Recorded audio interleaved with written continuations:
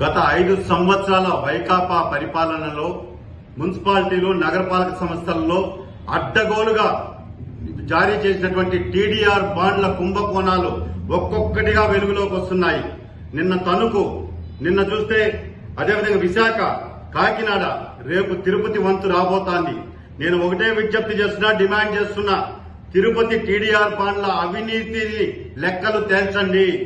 Master ప్లాన్ల రోడ్ల మాయాజాలంలో జరిగినటువంటి భారీ కుంభకోణాన్ని వెలుగులోకి తీయాలని చెప్పి నేను రాష్ట్ర ముఖ్యమంత్రి గారికి, అదేవిధంగా ఉప ముఖ్యమంత్రి గారికి, నగరపాలక సంస్థ మంత్రి గారికి సాక్ష్యాధారాలతో సహా సమగ్రమైనటువంటి దర్యాప్తుకు ఆదేశించాలని చెప్పని అన్ని విషయాలన్నీ కూడా మెయిల్స్, కొరియర్ ద్వారా పంపిస్తున్నాను. నేను ఒకటే చెప్తున్నా, తిరుపతి మాజీ ఎమ్మెల్యే పిఏగా పనిచేసినటువంటి ఒక సామాన్య వ్యక్తి, అతని పేరు రామస్వామి వెంకటేష్. అతను ఒక కార్పొరేటర్ గా ఎదిగాడు, దశావతారాల్లాగా కార్పొరేటర్ అవతారం ఎట్టాడు. ఒక పిఏగా, ఒక కార్పొరేటర్ గా మీరు ఈ టీడీఆర్ బాండ్ల కుంభకోణంలో కీలక పాత్ర పోషించిన వ్యక్తి. నేను ఒకటే డిమాండ్ చేస్తున్నా, ఇంటెలిజెన్స్ నిఘా వర్గాలన్నీ కూడా ఈ రామస్వామి వెంకటేష్ మాజీ ఎమ్మెల్యే పిఏ కాకముందు ఆస్తులెంత, ఎమ్మెల్యే పిఏగా కార్పొరేటర్ గా మారిన తర్వాత అక్రమంగా అడ్డగోలుగా సంపాదించినటువంటి ఆస్తులు ఎక్కడెక్కడ ఉన్నాయి అన్న దాని మీద సమగ్రమైనటువంటి దర్యాప్తుకు ఆదేశించాలి. ఎందుకంటే తిరుపతి నగరం అభివృద్ధి చెందాలని చెప్పని ఎంతో మంది స్థానికులంతా కూడా స్వచ్ఛందంగా మాస్టర్ ప్లాన్ రోడ్ల కోసం భూములు ఇచ్చారండి. కొంతమందిని అధికార బలంతో, అహంకారంతో బెదిరించి భూములు, స్థలాలు లాక్కున్నారు. అయ్యా, మేము కోర్టుకు పోయి కోర్టు ఆర్డర్ ఉంటే కూడా ధిక్కరించేశారు. దీనికి అప్పుడున్నటువంటి కమిషనర్లు సంపూర్ణ సహకారం అందించారు. ఎందుకంటే ఆ టీడీఆర్ బాండ్లలో వాళ్లకు కూడా వాటాలు వచ్చాయి కాబట్టి ఇష్టానుసారంగా అధికారాన్ని, అహంకారంతో బెదిరించి ప్రజల్ని భయపెట్టి వాళ్ళు వద్దంటే కూడా రాత్రికి రాత్రే రోడ్లు వేసేశారు. దానికి సహకరించారు సబ్ రిజిస్ట్రార్ కార్యాలయం అధికారులు కొంతమంది. నేను ముఖ్యమంత్రి గారికి ఒకటే విజ్ఞప్తి చేస్తున్నా, రాష్ట్రంలో జరిగినటువంటి అతి భారీ కుంభకోణాలలో ఈ ట్రాన్స్ఫరబుల్ డెవలప్మెంట్ రైట్స్ టీడీఆర్ బాండ్ల కుంభకోణం అతి పెద్దది. అందులో తిరుపతి టాప్ 3లో ఉన్నది. కోట్లాది రూపాయల కుంభకోణం జరిగింది. దీని మీద విచారణకు ఆదేశించండి.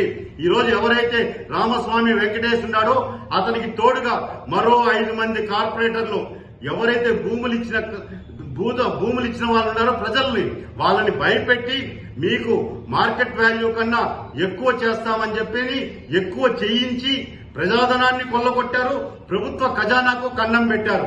వీళ్లు బ్లాక్ మెయిల్ చేశారండి ప్రజల్ని, స్థానిక ప్రజల్ని బ్లాక్ మెయిల్ చేశారు. ఈ రోజు అక్రమంగా సంపాదించేశారు. వీళ్ళకి కొంతమంది అప్పుడున్నటువంటి పార్టీ నాయకులు సహకరించారు.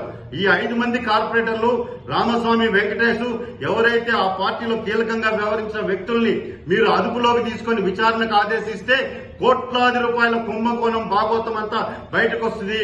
గతంలో పార్టీ కోసం పనిచేసిన కార్యకర్తలు గాని, నాయకులు గాని, అభిమానులు గాని ఎవరికీ న్యాయం జరగలే. కానీ ఈ రామస్వామి వెంకటేష్ అనే వ్యక్తి ఒక సాధారణమైనటువంటి వ్యక్తి. నువ్వు 5 సంవత్సరాలుగా అధికారాన్ని అడ్డం పెట్టుకుని అన్ని ప్రభుత్వ శాఖల్లో చేయబెట్టేశాడండి, అక్రమంగా సంపాదించేశాడండి. ఈయన ఆస్తులు ఎక్కడున్నాయి? ఈయన బ్యాంకు ఖాతాలన్నీ సీజ్ చేయాలి. నేను ఒకటే చెప్తున్నా, ఇతను పారిపోయేందుకు బెంగళూరుకి సంసిద్ధమవుతున్నాడు. వెంటనే ఇతన్ని కస్టడీలోకి తీసుకోండి అని చెప్పని ముఖ్యమంత్రి గారికి కూడా అన్ని కూడా సమగ్రమైనటువంటి సమాచారాన్ని పంపిస్తున్నాను. నేను ఒకటే విజ్ఞప్తి చేస్తున్నా, ఎవరైతే భూములు ఇచ్చారో న్యాయబద్ధంగా వాళ్ళకి వెంటనే టీడీఆర్ బాండ్లు ప్రభుత్వ ధర ప్రకారం చెల్లించాలి. ఈ రోజు వీళ్ళంతా కూడా ఒక గూడు పుటానిగా మారిపోయి ఆ టీడీఆర్ బాండ్లని ఇష్టానుసారంగా వైజాగ్ లో పోయి అమ్మేశారు. వచ్చిన దానిలో ఎవరైతే భూములు ఇచ్చారో వాళ్ళకి సక్రమంగా డబ్బులు ఇవ్వలేదు, వాళ్ళని భయపెట్టారు. ఇంత దౌర్జన్యం చేసి సంపాదించిన ఆ దుర్మార్గుల్ని వదిలే ప్రసక్తే లేదు. టీడీఆర్ బాండ్ల విషయంలో నిగ్గు తేల్చాలని చెప్పని, ఇది ఎందుకంటే ముఖ్యమంత్రి గారు నిజాయితీగా ప్రక్షాళన ప్రారంభించారు. ఉప ముఖ్యమంత్రి గారు పవన్ కళ్యాణ్ గారు కూడా పదే పదే చెప్తున్నారు కాబట్టి ప్రజలంతా కూడా ఎన్డీఏ కూటమి వైపు చూస్తున్నారు. టీడీఆర్ బాండ్ల అవినీతి మొదట తిరుపతి నుంచి ప్రారంభించండి. ఈ దుర్మార్గులందరినీ కూడా కస్టడీలోకి తీసుకోండి. ఇతను ఎన్ని అరాచకాలు చేశాడు. ఈ రోజు ట్రాన్స్ఫర్స్ లో గాని, పోలీస్ వ్యవస్థలో గాని, టీటీడీలో గాని, అన్ని నగరపాలక సంస్థలో గాని ఎక్కడంటే అక్కడ ప్రభుత్వ భూములే కాకుండా ప్రజల భూములను కూడా ప్లాట్లుంటే ప్లాట్లను కూడా దౌర్జన్యంగా ఆక్రమించారండి వీళ్ళంతా. ఈ అక్రమ ఆస్తుల మీదంతా కూడా సమగ్రమైనటువంటి దర్యాప్తు జరిపి ప్రభుత్వ ఖాతాలోకి ఈ అక్రమ సంపాదనను జమ చేసి శ్రీకృష్ణ జన్మస్థానానికి ఈ దొంగల ముఠానంతా కూడా పంపించాలని చెప్పి నేను ముఖ్యమంత్రి గారికి పంపిస్తున్నాను. నేరుగా వెళ్లి త్వరలో కలుస్తానని చెప్పి కూడా నేను తెలియజేసుకుంటున్నానండి.